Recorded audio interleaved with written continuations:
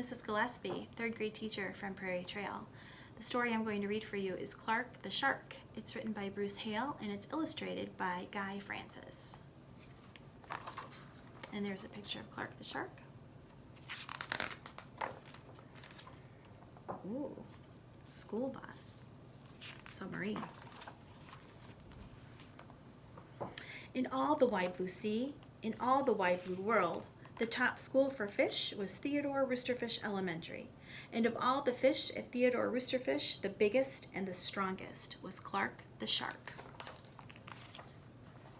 Clark loved school, and he loved his teacher, Miss Inkydink. He loved to play upsy-downsy and spin-a-majig with his friends. Clark loved his life. "School is awesome," shouted Clark the Shark. "Less shouting, more reading," said Miss Inkydink. "Lunchtime is sweet," yelled Clark the Shark. "Munch your own lunch," said his best friend, Joey Mackerel. "Recess rocks," bellowed Clark the Shark. "You're playing too rough, Clark," cried the other kids. Yes, Clark loved his life with all of his sharky heart, but he loved everything way too much. He was too loud, he was too wild, he was just too much shark for the other fish to handle, and after a while, no one would play with Clark. No one ate lunch with him. No one sat with him at circle time. Even his best friend, Joey Mackerel, said, "Cool your jets, Clark. You're making me crazy." Poor Clark. One day, Clark asked Miss Inkydink, "What's wrong with everyone?" Miss Inkydink patted his head. "Clark, sometimes you play too hard. You munch too hard, and gosh, you even help too hard. But life is so exciting," said Clark. "There's a time and a place for everything," said Miss Inkydink, "and sometimes the rule is stay cool." Stay cool. At recess, Clark tried to stay cool, but he pushed the swing with too much zing. "Sorry," said Clark, "I forgot." "Yikes," said Joey Mackerel. At lunch, Clark tried to stay cool, but everything smelled so good he munched a bunch of lunches. "Sorry," said Clark, "I forgot." "We're starving," said his friends. In class, Clark tried to stay cool, but a good book got him all shook up. "Now, Clark," said Miss Inkydink, "this isn't the time or the place. Tell me what's the rule." "Stay cool," said Clark.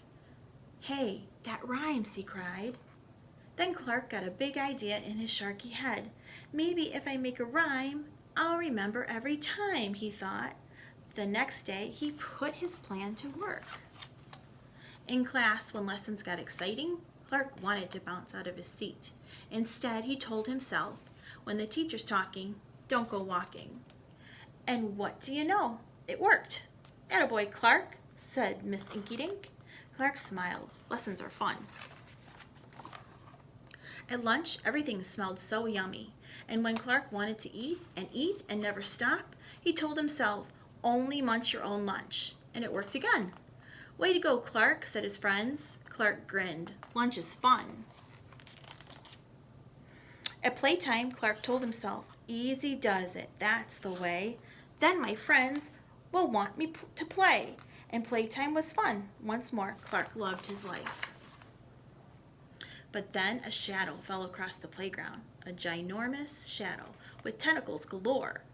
"It's a new kid, and he looks scary," cried Joey Mackerel. "Swim for your lives." The squid squashed the slide, and it snapped off the swings. "Oops, my bad," said the new kid. "Wait," said Clark, "he just wants to play. Let's find a way." And he swam at the new kid with all his might. Clark played harder than he had ever played before, upsy-downsy and spin-a-majig. Why, he even made up a new game, Tail Womp a Lompus. "Wow, that was fun," said the new kid breathlessly and settled down.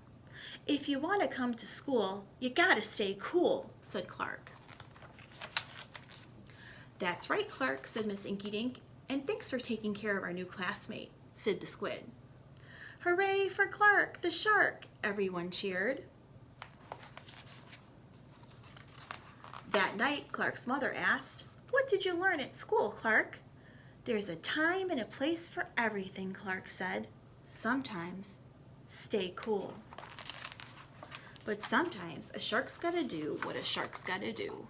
The end. Clark the Shark.